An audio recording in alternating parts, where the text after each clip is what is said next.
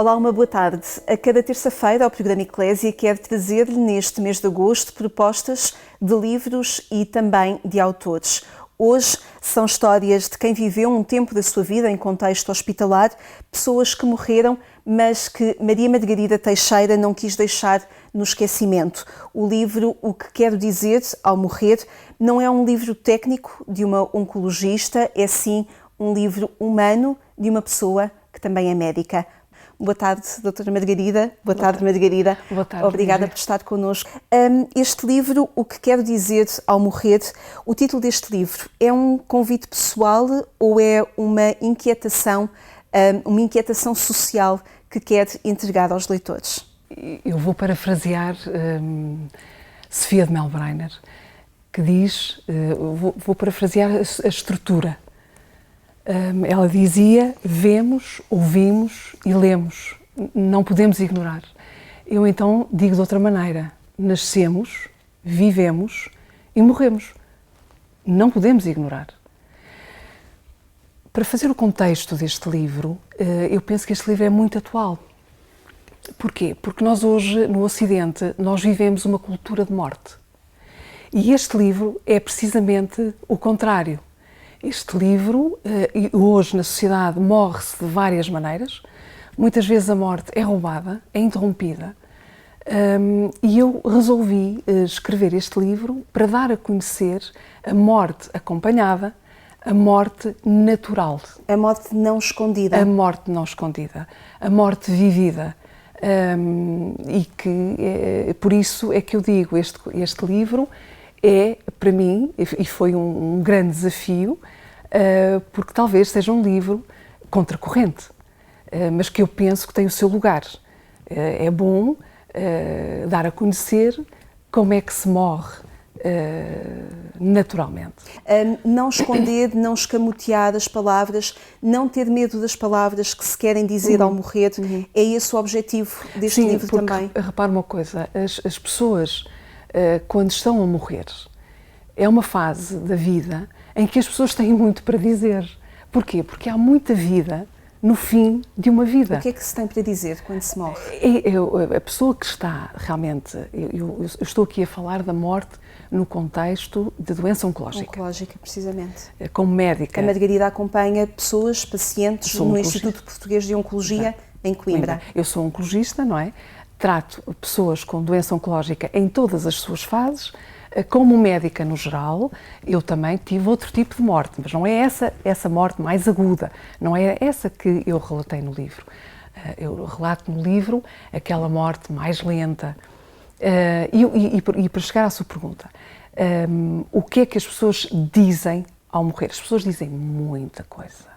E o que é que as pessoas querem dizer ao morrer? É uma coisa muito simples, transversal a todos os meus doentes e a todos os meus amigos e familiares, a quem eu também já estive perto. As pessoas querem ser recordadas. O que as pessoas mais querem, naquele último minuto, naquele último segundo, naquele último tempo, é que alguém as recorde. Porque recordar é amar. E uma pessoa que está, efetivamente, a morrer, o que quer é que, para além das pessoas que ela mais amou, estar na companhia dessas pessoas que mais amou, que essas pessoas lhe digam que vão ficar bem e que não se vão esquecer dela. A doutora Margarida usou aí uma expressão que é o estar perto. Isso é importante para o paciente, quer do ponto de vista dos familiares e amigos, como também do ponto de vista da equipa clínica? Sim, nós, perante uma pessoa que morre, que está a morrer, da minha experiência, o que eu reparo é que quem são as pessoas que a pessoa que está a morrer, normalmente, quer ao lado. A pessoa que mais amou. O marido, a mãe e o pai, um grande amigo, uma grande amiga, a pessoa que, de facto, o amor tem que estar, efetivamente, presente. Nem sempre é possível os familiares e a equipa, e eu vou explicar porquê, porque a morte surpreende-nos sempre, não é? Nós nunca sabemos quando é que a pessoa efetivamente vai morrer. Por isso a morte surpreende. Mas, sempre que é possível, E é isso que eu relato aqui no livro, porque hoje uma grande parte dos portugueses morre sozinho, nos hospitais, nos lares, mas é possível morrer acompanhado por toda a família. E normalmente a pessoa que está a morrer decide, vai nos mostrando quem é que quer ali, quem é que está ali para dar a mão. Há sempre alguém. Da equipa, os doentes são muito seletivos, quer dizer, conhecem muitos médicos ao longo da doença, muitos médicos, muitos profissionais de saúde, mas depois, naquele momento, é de facto um médico que mais o conhece. No meu caso pessoal, eu vejo doentes quase todas as semanas. No princípio são doentes, mas no fim já são amigos, não é? E muitos deles eu tenho o privilégio, e realmente são estas as pessoas que mais me tocaram, eu tenho o privilégio de estar ali. E da minha experiência, as pessoas continuam a comunicar, já não com a palavra, mas com um sorriso, com um gesto. O afeto é uma coisa que está muito presente na pessoa que morre. O ouvido é o último sentido. Portanto, há um ritual da morte que nós hoje já não vemos, que é o filho dizer uns miminhos ao ouvido da mãe, porque o filho sabe bem o que é que a mãe precisa de ouvir, não é? Uma mãe também sabe bem o que é que o filho precisa de ouvir, uma esposa, o marido, esses rituais, não é? O dizer ao ouvido, o beijar a mão, o beijar a cara. Tudo isso é aquele ritual que nós hoje não vemos, está roubado, está escondido. E quando nós deixamos que este ritual se faça, é bom, naturalmente, para a pessoa, porque dá uma grande segurança. E qual é a segurança? A segurança de saber, eu sou amada, eu vou continuar a ser amada. Vou continuar a ser recordada. Eu vou ser recordada, eu não vou ser esquecida. E isso permite uma morte tranquila, resolvida, sem grandes problemas clínicos, natural. Uma grande parte de nós chegamos à idade adulta e nunca vimos ninguém morrer, não é? Muitas vezes um médico chega à medicina, à prática, e nunca viu ninguém morrer. Este livro ajuda-nos a perceber também a importância dos cuidados paliativos, do acompanhamento até ao final de vida. Lá está, sem esquecimentos, sem abreviaturas, com tempo. Nós hoje desconhecemos ainda aquilo que são cuidados paliativos. Sim, eu queria lhe dizer uma coisa, já que falamos em cuidados paliativos, uma coisa muito boa, que se calhar daria outra conversa, é que os cuidados paliativos hoje na área da oncologia prolongam a sobrevivência. Não é só a qualidade de vida, é que aumentam a sobrevivência. E isto é paradigmático, está cientificamente comprovado nas pessoas com cancro do pulmão. Mas a expressão cuidados paliativos ainda assusta. É verdade, mas nós temos que verificar que os cuidados paliativos acompanham a pessoa ao longo de todas as suas fases. Esta logo no início e depois à medida que a doença se desenvolve. E à medida que a doença se desenvolve, os cuidados paliativos são tão importantes numa fase mais avançada como numa fase inicial do tratamento. Porque são... Agora, os cuidados paliativos sozinhos também não fazem muito. Nós temos que ter uma equipa. E eu tenho a sorte de ter esta equipa ali ao pé de mim. Muito rapidamente eu entro em contacto com os meus colegas que são especialistas em cuidados paliativos. Certo. Portanto, e o doente, rapidamente, também os conhece. Uhum. O que se passa muitas vezes é, por escassez de profissionais formados nesta área, as pessoas só têm a oportunidade de sentir o que é os cuidados paliativos quando efetivamente estão a morrer. Este livro, O que quero dizer ao morrer, a Margarida diz que demorou cerca de 30 anos a escrevê-lo. Porquê? Ora bem, porquê? Porque como a morte natural hoje não é muito contada, não é muito vista, eu tive que refletir e, por que não dizê-lo, eu tive que rezar, não é?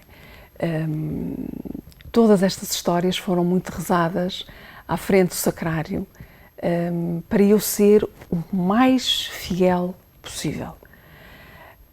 Complementava muitas vezes a minha oração com os poetas. Porquê? Com os poetas, com os escritores, com os arquitetos, com os músicos. Com outras artes. Com as outras artes. Porque as outras artes mostram-me o divino, como dizia Sofia de Mello-Brainer, não é? Mostra o transcendente. E, portanto, não é fácil ter a história, enquadrar a história, ser o mais fiel possível, verificar o que é que os poetas dizem. Os poetas também falam da morte muito, com outras palavras. Com outras palavras. O que é que os músicos, o que é que os arquitetos, os atletas, como é que eles pensam, como é que eles sentem. E isso para mim foi muito importante. Daí que, o que é que os outros médicos, eu tenho aqui muitas situações de médicos que eu mais admiro, porque eu estava a viver algo que outros médicos já viveram. Certo. E como é que eles descrevem? E então eu coloquei neste livro não só os meus médicos que estão sempre comigo, que são grandes referências também a nível nacional. E vão sendo referências também ao longo desta publicação que vamos acompanhando. Sim. E portanto, quis também enquadrar nas outras artes, não é? Há pouco a Margarida disse que há estudantes de medicina, há médicos que nunca se confrontaram com a morte. Sim. Em determinada altura do livro, a Margarida diz também: nunca tinha tido uma aula sobre o valor da empatia na relação médico-doente e no processo terapêutico. Estamos a retirar esta empatia, esta relação da formação que estamos a dar aos médicos? Repare, é muito difícil entrar em medicina, não é? Quem vem para a medicina é alguém que já não teve uma juventude, que já teve que estudar muito, que já teve que abdicar de muita coisa. Depois entra num curso altamente deslumbrante, eu falo por mim, em que todas as cadeiras são bonitas, em que os primeiros anos nós estudamos o corpo humano macroscopicamente, microscopicamente, molecularmente, quer dizer, tudo funciona, não é? E vemos aí, eu como crente, não é? A maravilha da criação. E nós estudamos, e as horas, não há horas para almoçar, não há horas para deitar, porque nós vamos por aí adentro, e depois, mais tarde, chegamos à parte clínica, onde começamos a ver a doença, quando começamos a estudar a doença. E o que é que nós hoje vemos na medicina moderna? Protocolos.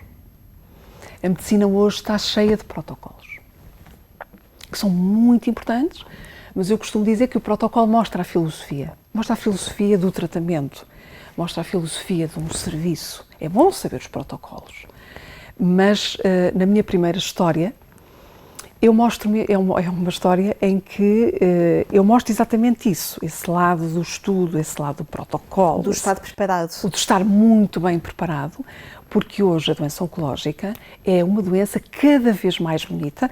A doença é muito bonita, bonita porquê? Porque é altamente complexa. Certo. E, portanto, nós estudamos com muito gosto, porque nunca nos cansamos. De facto, a célula neoplásica é uma maravilha em termos de estudo. Certo.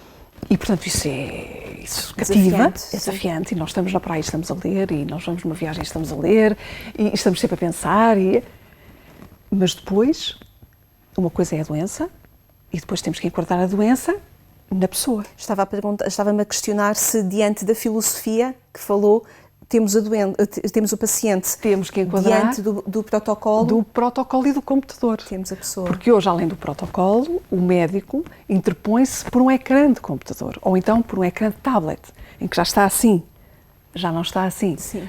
E portanto, a empatia é algo muito importante, porque o doente faz-nos o raio-x quando entra numa consulta. E nós também fazemos o raio-x ao doente, não é? Como dizer, tem que existir ali uma confiança. Então, na área da oncologia, a relação que nós estabelecemos com o doente e com a família do doente, ou é estabelecida e corre bem, ou não é estabelecida e corre mal. E isto tem que ser naturalmente ensinado, não é? Porque um médico, para ter empatia, tem que escutar primeiro. Tem que ser um bom escutador. Porque quando eu escuto, já não estou a mexer no computador, não tenho o telemóvel aqui, o doente também não está com os olhos no telemóvel, o médico ou os médicos que estão ao meu lado não estão com a cabeça no telemóvel, à procura do protocolo, à procura da... Não. Portanto, nós estamos a olhar olhos nos olhos e quanto mais eu escuto, escutar resulta, acalmamos os dois, a pessoa que está ao meu lado e eu, e tudo flui. E flui para eu explicar depois ao meu doente uma terapêutica oncológica dura, um caminho difícil, mas um caminho que poderá levar o doente a uma remissão, sem estar com doença, mas também flui na hora H de eu lhe dizer: estamos a aproximar-nos da hora. E não é por não fazermos mais quimioterapia, mais medicamentos, mais radioterapia, que eu vou deixar de tratar. E o doente responde: mas eu vou morrer, doutora Margarida. E eu tenho que dizer: sim, mas vamos viver este tempo, o melhor que há para viver. E no viver este tempo, no melhor que há para viver, é o quê? É deixar que a pessoa seja ela mesma e coerente com ela mesma. E o que eu mais posso dizer a essa pessoa é: eu estou consigo. Escreve a Margarida que a morte é olhada por um médico como um fracasso. Sim, Os sim, médicos claro. nunca aceitam a morte. Nesta altura, o que é que pergunta um médico? O médico, visceralmente, nunca aceita a morte. Aliás, para um médico a morte é um fracasso. Nós nunca aceitamos, porque nós somos preparados para salvar vidas. E, portanto, quando nos morre um doente, o dia já não corre. Quer dizer, nós sentimos ali um fracasso muito grande, e eu não fui exceção, quer dizer, eu não sou exceção. O que é que eu aprendi com os meus doentes oncológicos? É que a morte tem que ser permitida. Tem que ser permitida. E há uma altura em que nós temos que aprender a parar, a saber parar. Saber parar hoje em medicina é muito importante. E saber respeitar o natural. Não encarniçar.